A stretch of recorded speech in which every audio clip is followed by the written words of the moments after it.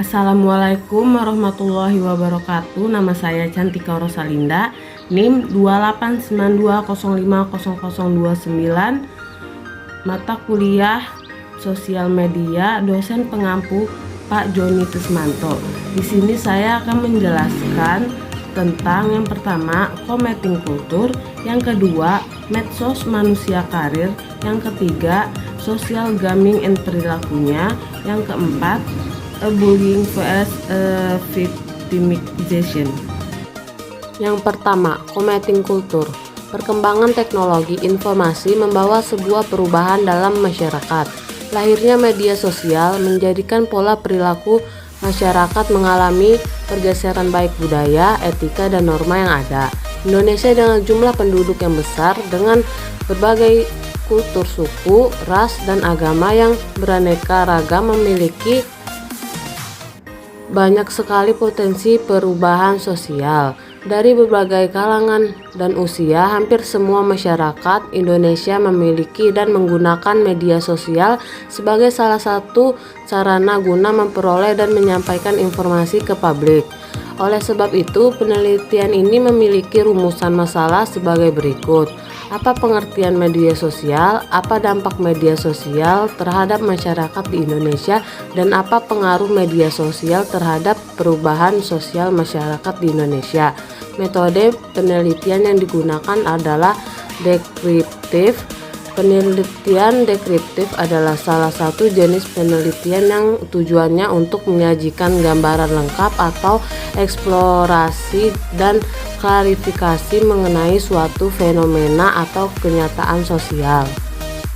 Media sosial adalah sebuah media online dengan para penggunanya bisa dengan mudah berpartisipasi berbagai dan menciptakan isi meliputi blog, jejaring sosial, wiki, forum, dan dunia virtual. Blog, jejaring sosial, dan wiki merupakan bentuk media sosial yang paling umum digunakan oleh masyarakat di seluruh dunia.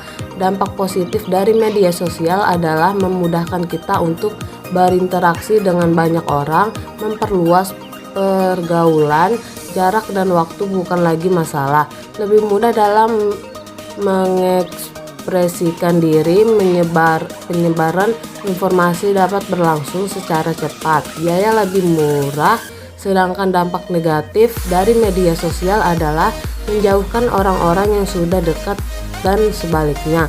Interaksi secara tatap muka cenderung menurun, membuat orang-orang menjadi kecanduan terhadap internet, menimbulkan konflik, masalah privasi, rentan terhadap pengaruh buruk orang lain.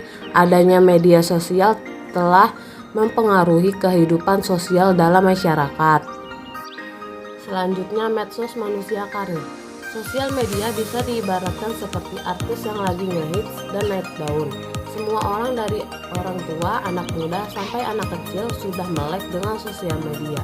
Bagi sebagian orang, sosial media merupakan kebutuhan pokok yang wajib ada. Nggak update sehari rasanya kurang gaul. Nah, sosial media bisa dimanfaatkan sebagai penunjang karir. Yang pertama, promosi diri. Mempromosikan diri ke masyarakat luar membuka peluang kamu untuk melesatkan karir. Sudah terbukti enggak sedikit orang yang sukses dan mendapatkan pekerjaan karena sosial media. Biasanya karena mereka tertarik dengan bakat dan kemampuan yang kamu miliki. Yang kedua, menunjang bisnis.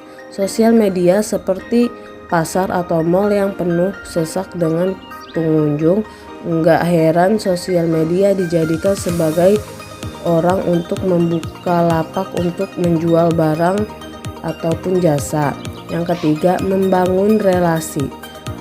Kemudahan berkomunikasi lewat sosial media bisa menghubungkan kamu dengan teman lama ataupun mendapat teman baru. Dari aktivitas follow memfollow, kamu bisa bangun relasi dengan orang lain, sahabat, karir. Yang keempat, dapat ilmu. Banyak ilmu yang bisa kamu dapatkan dari sosial media dengan mudah. Nambah ilmu pengetahuan bisa jadi pengaruh positif untuk menunjang karir Kamu bisa tukar pikiran dan berdiskusi tentang ilmu yang kamu butuhkan dengan orang-orang hebat yang memiliki pengalaman dan kemampuan di atas kamu. Yang kelima, dampak buruk. Kecanduan sosial media harus perhatikan dengan cermat. Cara penggunanya jangan sampai merugikan. Lupa waktu karena terlalu fokus dengan sosial media bisa nurunin produktivitas dan buat kamu hilang konsentrasi. Selanjutnya yang ketiga, sosial gaming dan perilakunya. Kehadiran internet membawa dampak yang besar dalam kehidupan manusia. Kehadirannya menawarkan banyak pilihan kepada pengguna untuk menikmati hiburan online di waktu luang. Salah satunya adalah bermain game online. Permainan secara online ini merupakan terobosan dalam dunia game yang dapat menghubungkan pemain di seluruh dunia. Terobosan ini diiringi oleh semakin tingginya minat remaja di perkotaan untuk memilih game online sebagai hiburan mereka. Dari adanya fenomena tersebut, penelitian ingin mengetahui gambaran perilaku bermain game online dan aktivitas sosial dalam jejaring komunitas virtual pada remaja di perkotaan. Penelitian mengenai game online yang pernah dilakukan merujuk pada perbedaan gender, pembentukan budaya atau subbudaya di antara para pemain game online. Selain itu, studi yang pernah dilakukan mengenai model pemain yang dikaitkan untuk model pembelajaran di mana diguna untuk mengembangkan cara belajar di dalam dunia pendidikan. Yang terakhir, bullying vs victimization. Kasus bullying banyak terjadi di Indonesia yang mana melibatkan siswa sekolah. Hal ini menghambat proses belajar siswa sekolah. Penelitian bertujuan untuk mengetahui pengertian, dampak, pembagian, dan cara menanggulangi bullying.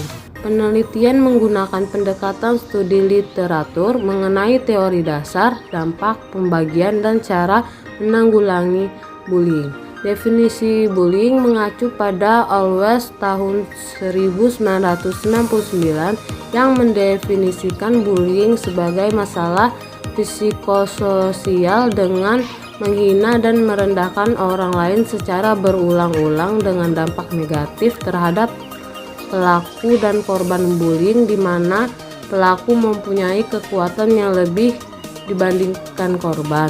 Sejalan dengan kemajuan teknologi, bullying tidak hanya terjadi secara face-to-face, namun juga terjadi pada platform media sosial. Beberapa praktisi pendidikan bisa menanggulangi dampak bullying dan minimalisir angka bullying dengan beberapa program intervensi terhadap siswa sekolah dengan melibatkan orang tua, teman sebaya, pendidik, konselor sekolah, administrator sekolah, dan warga sekolah. Sekian yang dapat saya sampaikan, kurang lebihnya mohon maaf. Wassalamualaikum warahmatullahi wabarakatuh.